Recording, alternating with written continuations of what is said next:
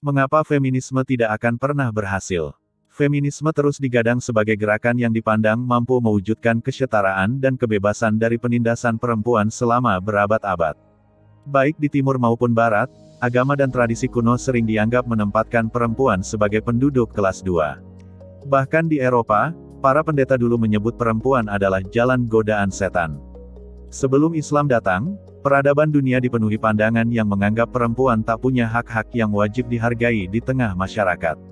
Pasca hadirnya Islam, peradaban lain masih melanjutkan pandangan kunonya itu, sementara Islam, harus diakui telah berhasil mengangkat posisi perempuan ke posisi yang mulia dan penuh prestis. Seiring perjalanan abad pencerahan di Eropa dan perjuangan ratusan tahun dengan berbagai dinamika, feminisme merasa telah menemui buah perjuangannya. Hak pilih bagi perempuan, kuota parlemen, luasnya keterlibatan di dunia kerja, kesamaan posisi dengan pasangannya, hak-hak reproduksi, hak tubuh, dan berbagai hal lain yang mereka suarakan. Beberapa peristiwa besar bagi gerakan feminisme diantaranya adalah ditetapkannya CEDAW Convention on the Elimination of All Forms of Discrimination Against Women, tahun 1979 dan Deklarasi Beijing tahun 1995. Keduanya lalu mewujud dalam penetapan perundang-undangan di berbagai negara yang meratifikasinya. Namun, nyatanya yang terjadi adalah terciptanya berbagai kesengsaraan dan tekanan bagi perempuan di berbagai negara. Seiring meningkatnya partisipasi perempuan di ruang publik, angka kekerasan terhadap perempuan ternyata semakin meningkat. Menurut catatan tahunan Komnas Perempuan tahun 2020, angka kekerasan terhadap perempuan meningkat hampir 8 kali lipat dalam 12 tahun terakhir, di mana pada tahun 2019 terdapat 431.471 kasus. Sementara itu di Eropa, meski memulai perjuangan kesetaraan gender lebih dulu, angka kekerasan terhadap perempuan sangatlah tinggi. Survei luas Uni Eropa yang dilakukan pada tahun 2014 oleh Badan Hak-Hak Dasar Eropa menyatakan bahwa 1 dari 3 wanita di Uni Eropa mengalami beberapa bentuk serangan fisik dan/atau seksual sejak usia 15 tahun. Masuknya perempuan di dunia kerja pun ternyata membawa efek menyesakkan, seperti stres berkepanjangan. Studi di Inggris menyatakan perempuan yang memiliki 2 anak dan bekerja penuh waktu, 40% lebih stres dibanding perempuan tanpa anak yang bekerja. Sementara ibu 2 anak yang bekerja dengan jam kerja berkurang memiliki tingkat stres kronis 37% lebih rendah daripada ibu yang bekerja dengan jam kerja tidak fleksibel. Kajian di Swedia, negara yang rutin membakar Al-Quran itu, juga menemukan kecenderungan bahwa promosi kejabatan tinggi di politik menggenjot tingkat perceraian di kalangan perempuan. Perempuan yang menjadi pimpinan eksekutif perusahaan juga lebih cepat bercerai dibandingkan laki-laki dengan tingkat karir serupa. 5.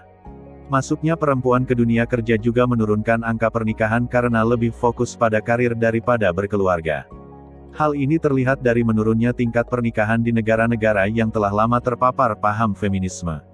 AS berhasil mencapai titik terendah angka pernikahan dalam sejarahnya pada 2018 sebesar 6,5 per 1000 populasi, yang memang menurun dibanding tahun 1929 sebesar 12 pernikahan per 1000 populasi.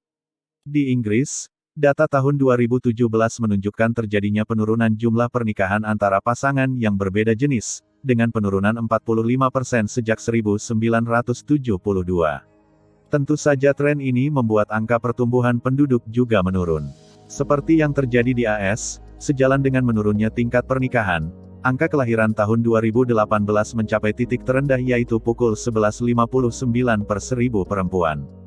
Dan bisa dipastikan, penurunan terus-menerus angka kelahiran dapat berbahaya bagi sebuah negara.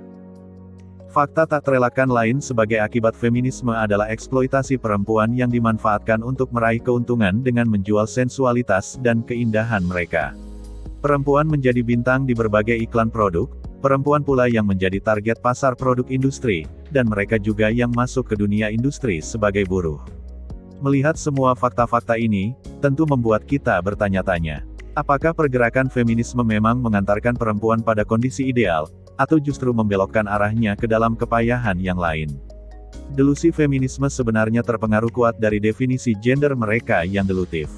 Gender dalam term feminisme tidak sesederhana kita mengartikan perbedaan jenis kelamin laki-laki dan perempuan. Gender menurut feminisme adalah sesuatu yang tidak rigid sebagai buah dari konstruksi sosial. Sifat maskulin dan feminin dianggap sebagai budaya bentukan masyarakat selama bertahun-tahun. Setiap masyarakat dianggap memiliki berbagai naskah, skrip untuk diikuti anggotanya, seperti belajar memainkan peran feminin, maskulin, atau keduanya. 9.